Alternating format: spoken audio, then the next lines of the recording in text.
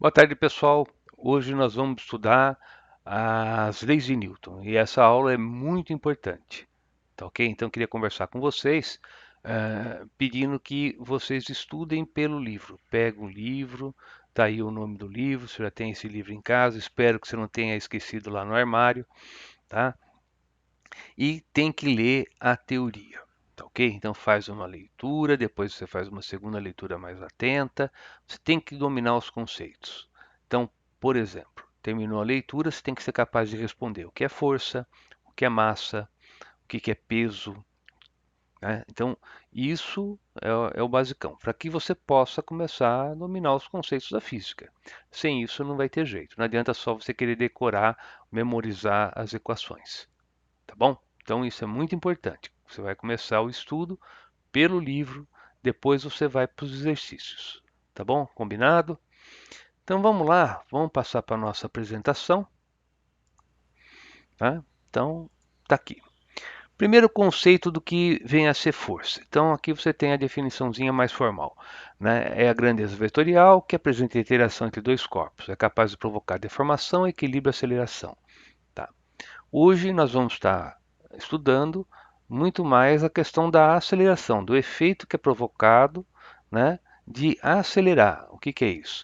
De você modificar a velocidade do objeto em função do tempo, a rapidez com que você modifica a velocidade. Tá? Então, força é capaz de provocar isso. Daí vem a primeira lei. Né? O que diz a primeira lei? Então, vamos ver aqui. Primeira lei de Newton. Todo corpo mantém o seu estado de repouso ou de movimento retilíneo uniforme até que sobre ele atue uma força resultante. Então, força é quem modifica a velocidade. Se você não tem força resultante, então não tem ninguém para alterar a velocidade do objeto. Logo, ela vai ser constante. Se o cara está em repouso, permanece em repouso. Se está em movimento, não altera a velocidade e, portanto, passa por um movimento retilíneo uniforme. Tá? Então, primeira lei de Newton, princípio da inércia. Tá? Segunda lei de Newton. Então você tem que a força resultante é igual a massa vezes a aceleração, tá? E aí se você vai pegar e multiplicar, né, a unidade de massa, que é o quilograma, pela unidade de aceleração, que é o metro por segundo ao quadrado, então isso vai dar um newton. Então um newton é a unidade de força, tá bom? Veja, primeira lei não tem força resultante, logo a força é constante. Segunda lei tem força resultante, tá? Então vai ter aceleração. Essa que é a ideia. Uma outra ideia que você tem aí é a seguinte, né? Vamos pegar aqui a nossa mesinha, né? E eu já mostro para vocês qual que é. Então, vamos lá. Ó, se você tem, né, que força resultante é igual a massa vezes aceleração, então essa massa ela pode ser pensada como a força resultante sobre a aceleração. Então, quanto menor for a aceleração do objeto, é que maior é a massa, né? Ou ainda, né, quanto maior for a aceleração, menor a massa, tá? Então, vamos imaginar, você tem aqui um objeto, atua sobre ele uma força resultante, tá? E ele vai ter uma aceleração. Ah, aqui você tem um segundo objeto.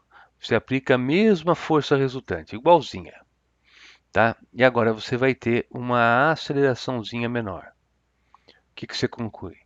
Bem, esse aqui que teve uma aceleração maior é porque tem, né, uma massa menor. É mais fácil de você modificar a velocidade. Esse outro que você aplicou a mesma força teve uma aceleração menor. O que aconteceu? A massa é maior. Então, massa é quantidade de inércia, é resistência a ser acelerado, tá? Então, é uma outra visão que a gente tem da segunda lei de Newton, tá? Então, vamos lá. Primeira lei. Não tem força resultante, então ninguém mexe com a velocidade. Então ela vai ser constante. Se está em repouso, permanece em repouso. Está em movimento, então ele entra em movimento retilíneo uniforme. Segunda lei. Tem força resultante, tá? Então vai ter aceleração, tá? Então essa é a primeira visão que a gente tem da segunda lei. E depois, que a massa ela é a resistência à aceleração. Ela seria como se fosse a quantidade de inércia, tá? Então, Tá aí. Terceira lei, né? Princípio da ação e reação. Toda vez que um corpo atua sobre outro, ele recebe como reação uma outra força de mesma natureza, intensidade e direção, porém de sentido oposto. Então, quando um carro bate no outro, né, ele aplica uma força, vai provocar também deformação. Só que esse outro carro, ao mesmo tempo, aplica nesse primeiro uma força que é de mesma natureza, mesma intensidade e mesma direção, mas de sentido oposto. Tá? Então, as forças que foram trocadas são iguais, tá? Iguais em módulo e em direção, porém o sentido é contrário. Tá? Então, né, tendo, né, aqui agora as três leis, vamos falar um pouquinho mais sobre a natureza da força. As forças elas podem ser classificadas como de campo ou de contato. Força de campo, quais são? É a força gravitacional, eletromagnética, nuclear forte e nuclear fraca.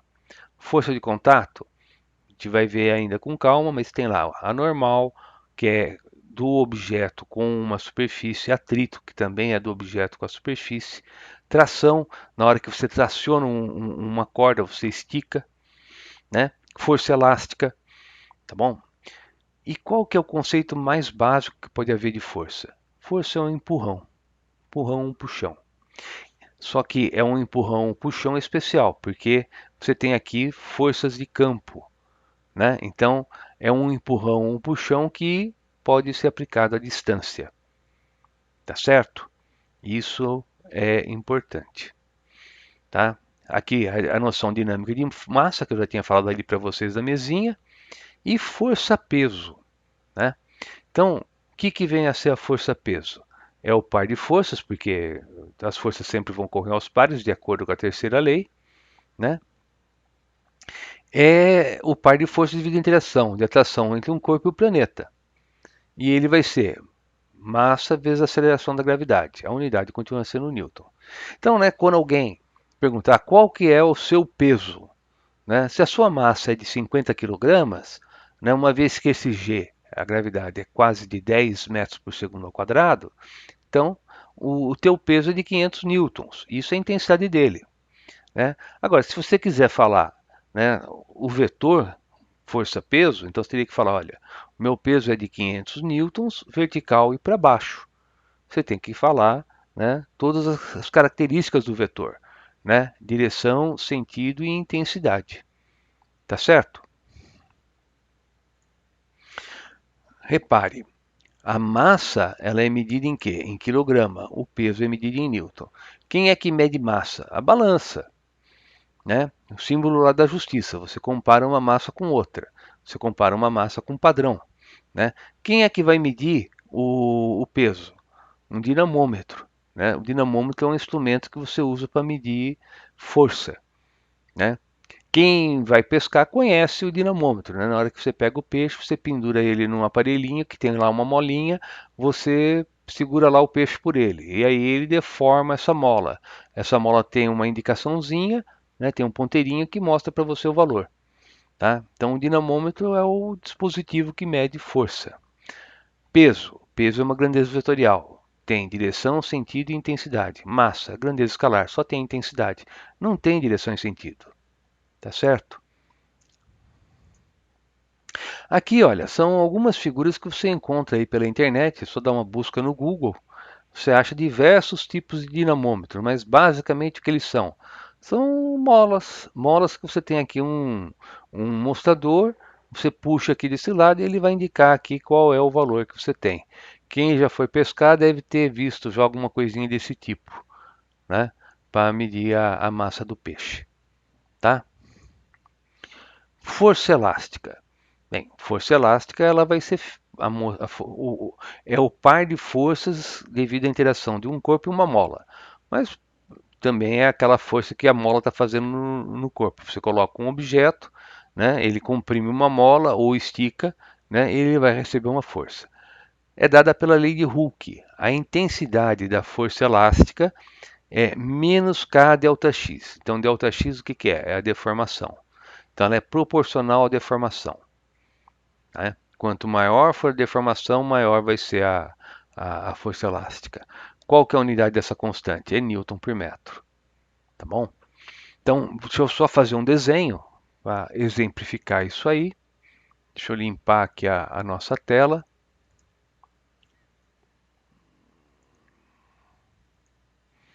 Tá? Então, o que que acontece? Você pega uma mola, né? Essa mola, ela tem um tamanho natural. Faz de conta que é uma mola, tá? Então aqui, ó, você teria o tamanho natural da mola. Quando você pega essa mola e submete aqui uma força, ela estica. Então ela vai ter uma posição forçada, tá? Repare que ela estava aqui e veio para cá. Então houve uma deformação. Então isso aqui, quem que é? É o ΔX. Isso é a deformação da mola, tá? Ah, e o objeto? Então você tem um objeto colocado aqui que puxou, né? Faz de conta que é esse objeto. E esse objeto está recebendo, né? Uma força que a mola está fazendo. Ao mesmo tempo em que o objeto recebe essa força, né, a mola também recebe uma outra força, porque ela só veio para cá porque o objeto puxou. Então, a intensidade dessa força elástica, ela é proporcional a quem? A deformação. Quanto maior for a deformação, maior vai ser a intensidade. Aqui eu estou escrevendo a respeito da intensidade da força elástica, tá? Agora, se você quiser, né, escrever a respeito do vetor, repare que os dois vetores eles têm sentidos opostos, é um para um lado, outro para o outro. Então, para você escrever a equação vetorial, aí seria força elástica vetorial, né, é igual a menos K delta X. Tá? Então, isso para você escrever a equação a respeito dessa situação. Aqui é para você fazer as suas contas, né? Eu estou falando da intensidade. Tá? E, né, para a gente deduzir a unidade, né, que você tem aí da constante elástica, K, né, como é que você vai medir? Vai ser a unidade de força, né, que é o Newton, né, por unidade de deformação, que é o metro. Tá? Pode ser que você não tenha deformação em centímetro, em metro, tá? Em centímetro. Aí você tem que passar para metro para poder calcular, tá? Bem, continuando, você pode fazer um diagrama, né? Um diagrama de força por deformação. Então você vai ter aquela equaçãozinha, né? E o gráfico daquilo ali vai ser uma reta inclinada que passa pelo zero, né? E a constante elástica é o que vai dar a inclinação desse gráfico. Tá? Então vamos voltar lá para a nossa mesa e eu já mostro já isso aí para vocês. Ó, você tem aqui o,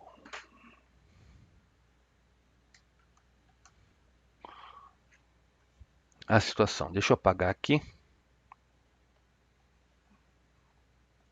Essa equação, deixa eu apagar essa aqui também. Essa equação é uma equação do tipo y é igual a vezes x. Esse tipo de gráfico, né, se você pegar e fizer o gráfico aqui, ó, eixo y, eixo x. Então, como é que é o gráfico? É uma reta inclinada. Portanto, se você fizer o gráfico, né, de força elástica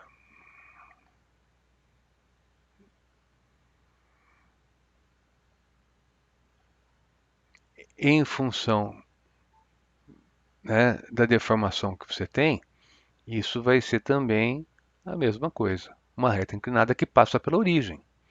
Ah, eu quero calcular qual é o valor da constante elástica.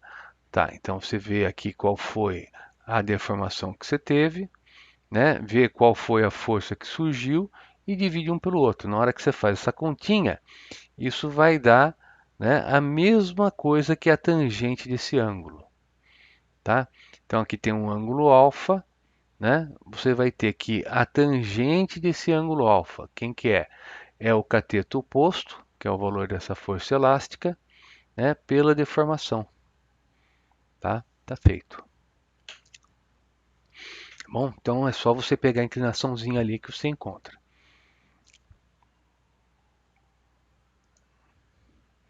Bem, vamos fazer um exemplo. Considere uma caixa em repouso sobre um plano horizontal na superfície terrestre. Mostre através de um esquema de forças que aparecem nos vários corpos, indicando, né, os pares ação e reação. Então, vamos começar desenhando a situação proposta, né? Então, você tem uma caixa em repouso na superfície. Então, seria algo assim, né? Ó. Vamos lá, algo assim. Opa, superfície. Aí aqui você tem o objeto. Então, quais são as forças? Bem, essa caixa está aqui e sobre ela atua uma força peso, né? Peso todo mundo tem. Então, né, atua aqui, né, uma força peso. Quem que fez essa força? Foi o planeta. Então, lá no centro da Terra, né, esse aqui é o centro da Terra, você vai encontrar uma força-peso, que é a reação daquela lá. O que é isso? É uma força-peso. Então, a Terra atrai o objeto e o objeto atrai a Terra. O nome disso? Peso. Só que se uma eu chamei de P, a outra, que tem o sentido oposto, eu vou chamar de menos P, mas não é que é uma força negativa, é só para mostrar que o sentido é oposto. Então, isso é a interação do objeto com a Terra. Agora, né, o objeto está apoiado na superfície, então o objeto empurra a superfície para baixo. Qual o nome disso? Normal, porque essa força é perpendicular. Ao mesmo tempo em que a superfície empurra o objeto para cima. Então aqui você vai ter uma normal. De novo, o nome não pode ser o mesmo, porque se um é n, o outro está apontando para o outro lado, né, é menos n. Tá? Então, qual a reação de peso? A reação de peso é peso. Qual a reação de normal? É normal. Tá? Então, mostra através, né, do esquema de forças as forças que aparecem nos corpos. Está mostrado. Né? Indicar os pares. Aí você olha para a cor. Né? Peso é reação de peso. Tá? Normal é reação de normal. Né? Normal que quer dizer o quê? Perpendicular. Tá certo?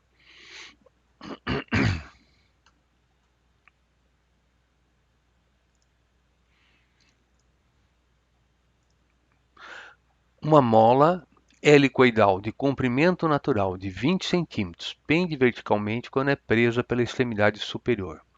Suspendendo-se um corpo de massa de 200 gramas pela extremidade inferior, o seu comprimento passa a ser de 25 centímetros. Tá? Então, a constante elástica, né, ela da mola vai ser quanto? Então, vamos lá, vamos limpar a nossa luzinha e vamos fazer aqui o exercício. Então, para começar, você tem o quê? Você tem a molinha. Então, tá aqui a mola. Opa,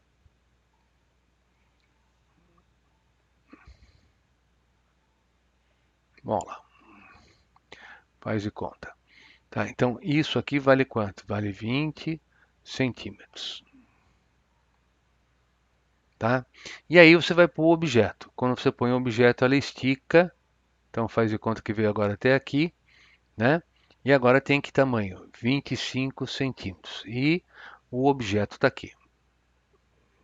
Foi o objeto que puxou. Tá? Bem, então vamos lá, né? Qual que vai ser a constante elástica? Eu tenho que a força elástica ela é igual a Kx ou K delta x. Né? Qual que é o peso de 200 gramas? Bem, para começar, a massa é de 0,2 kg. Eu sei que peso é igual a massa vezes a gravidade. Então a intensidade vai ser 0,2, considerando G igual a 10, 2 newtons. Então, o objeto vai fazer uma força que é igual ao próprio peso. Então aqui é 2. Isso é igual a constante e a deformação. A deformação, né, que você tem aqui da mola, né, é essa distância. Tá? E isso é igual a quanto? 5 centímetros. Isso foi a deformaçãozinha. Então, a deformação é igual a 0,05 metros. Então, aqui vai ficar o nosso 0,05. Portanto, né, isso vai dar que a constante é igual a 2 dividido por 0,05. Tá? Então, essa constante é igual a 40 newtons por metro. Tá feito. Tá? Então, aí no caso, isso vai dar a resposta C, né? Resposta C. Tá? Tá feito.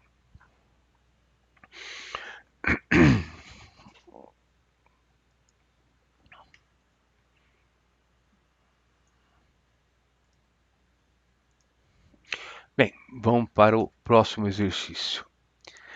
Enuncie a lei física a qual o herói da teoria se refere. Então você tem aqui, ó, um cara está dentro do ônibus, o ônibus breca, né? E a pessoa, né, fala que odeia aprender física no ônibus, principalmente inércia.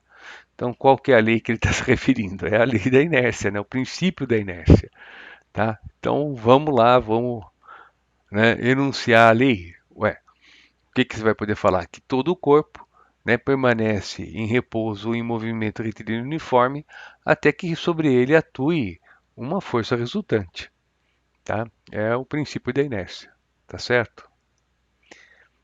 Depois, você vai ter o exercício 6. A figura a seguir representa em escalas as forças F1 e F2, que atuam num objeto de massa igual a 1 kg. Determine o módulo da força resultante e o módulo da aceleração. Tá?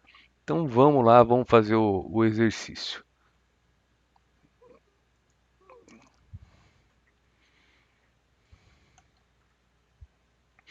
Bem, então para começar, né, vamos fazer aqui um desenho.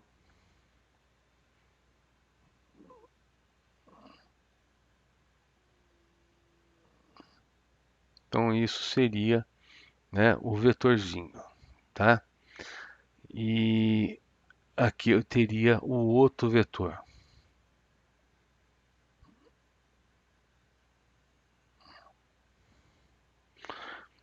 Só fazer o quadriculado, né? Tem que ter feito o quadriculado primeiro.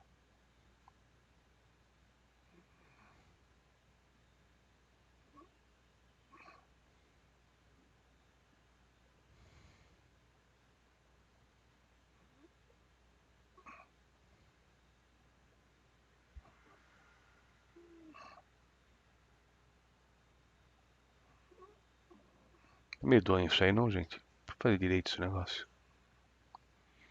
Vamos lá. Aqui, ó.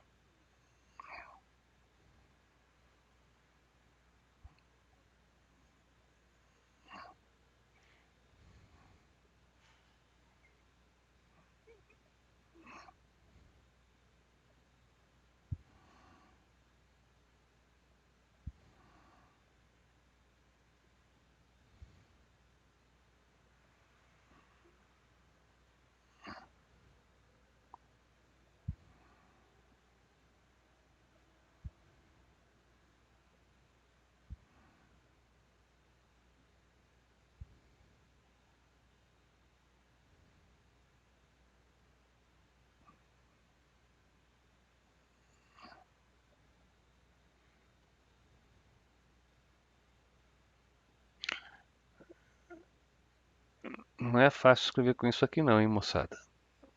Estão dando risada aí, mas não é fácil não. Então, vamos lá. Tem aqui, né, o ponto em que você tem a massa M e aqui você tem a força que ele chamou de F1. E aqui você tem a força que ele chamou de F2. E eu sei que cada quadradinho é 1 newton, tá bom? Então vamos somar os vetores. Bem, somar vetor você pode usar a regra da linha poligonal. Então vamos tirar esse F2 daqui e eu vou colocar a extremidade do F1 na origem do F2. Então, o F2 vem parar aqui, ó.